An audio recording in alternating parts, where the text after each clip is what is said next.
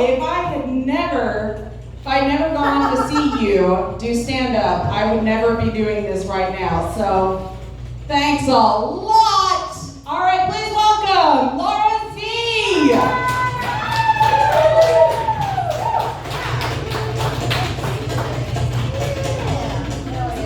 All right, how's everybody doing? Thank y'all for being here, braving this awful weather. It hasn't started yet. Well, my name is Laura Z, but you guys can call me Captain AFAB. That's what you get when you cross an English major in a comic, Moby Dick jokes.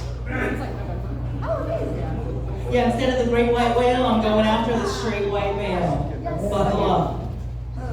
So yeah, AFAB is for fabulous, of course. It also means assigned female at birth. I'm non-binary, so I prefer uterine American. That sounds like someone with rights. Actually, I identify as whatever pisses off the tiny whiteys this week. What you see is what you get, folks. Welcome to the angry blue-haired feminist portion of the show. The good news for me is I check so many woke boxes. If you guys don't laugh, this still counts as a TED Talk. So I'm non-binary. I use they, them pronouns. If you have a hard time using they, them as a singular, just think of it as me and the chip on my shoulder. Being non-binary is great. I can have a hot rack and a dad bod at the same time.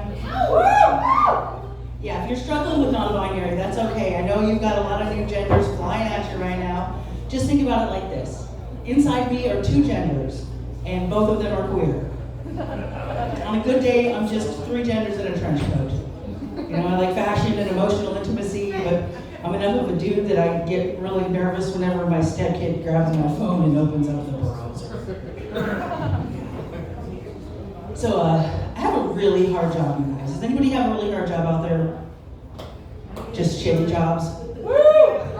So, I work in a psych ward for children. Yeah. It gets pretty rough sometimes. Last week was pretty tough. I kept making kids cry. I mean, they're suicidal, so it's not hard. The kids are fine. Their parents, though, oh my God, their parents are not okay. Send help. I'm serious. Mostly what I do is I help kids learn coping skills, learn how to deal with the stupid bullshit. Because we don't get a choice about a lot of the stupid bullshit that happens, but we can control our attitudes and how we look at things. And I have to do this myself, I don't have to make children cry. I get to make children cry. Hashtag blessed. It's all about gratitude. Live, laugh, load. So I wasn't always in the business of making children cry. I used to work in an abortion clinic. Yeah, the Supreme Court put an end to that, and I thought, why not give comedy a shot? I love abortion jokes. They combine two of my favorite things, bodily autonomy and shit I shouldn't joke about. That joke used to be funny. It is against the law to go unfuck yourself in the state of Tennessee.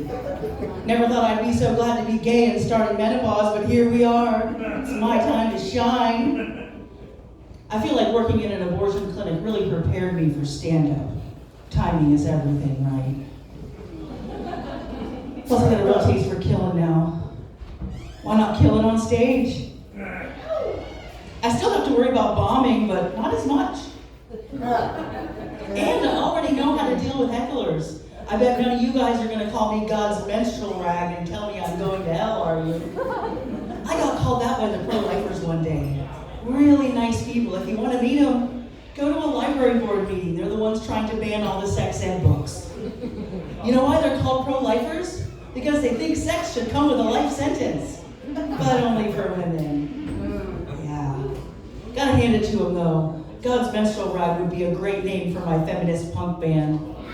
It's so edgy and so woke. It means God is on her period. It really explains a few things, I think. Usually it's a bunch of dudes outside the clinic, but sometimes it's fun for the whole family to yell at women outside the doctor's office. And there's little boys strutting around in cowboy hats like they own the whole world, and sad, mute little girls in ugly dresses. I'm telling you, the fashion choices alone are a good reason not to give these people a baby. I mean that in a religious trauma. Plus, they're gonna name that baby Mordecai. No one has to name a baby Mordecai, but they've used up all the good Bible names on their 12 other children. Nahum, go get your brother, Habakkuk. Somebody asked them one day how they felt about slavery. They approve of biblical slavery, whatever that means. I wonder how many goats he wants for his daughters. These Christofascists scare the crap out of me. They got what they wanted with women's bodies. You know, first they came for the uterine Americans. Now they want to force everybody to follow their hateful religion because frankly the sales pitch really sucks. You too can be bitter and emotionally constipated. Sign up for the least fun sexual hang-ups ever. No feet for you, buddy. You get a fetus fetish. Spend your time obsessing about other people's sex lives and their genitals, which is totally not gay if you do it with enough self-loathing. I don't understand the whole pro-life thing. It's like, who looks around at all the problems and says, you know what we need? More people. Ladies, you know what to do. Tennessee's out here like, what do we want? More teen moms. When do we want it? In about 9 months. I just don't understand it. And now they got a really, really awkward angry boner for trans people. Like, what is up with that? I don't get it. Like on Saturday they protest outside the drag show, and then on Sunday they'll be on their knees singing love songs to a long-haired hippie. I know I'm awful. I just don't think the guy who said love your neighbor really meant go forth and be hateful to queers. Right? That guy would be hanging out with us. Hell, that guy would even hang out with libertarians. And you know how libertarians are. Corporations are people. Well, what about women and the poor? Let's debate about it. I'm Laura Z. That's my time.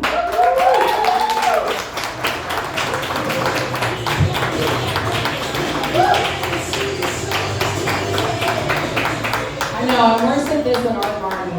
The whole handshake versus fist bump thing. Anyway, keep it going for Laura Z.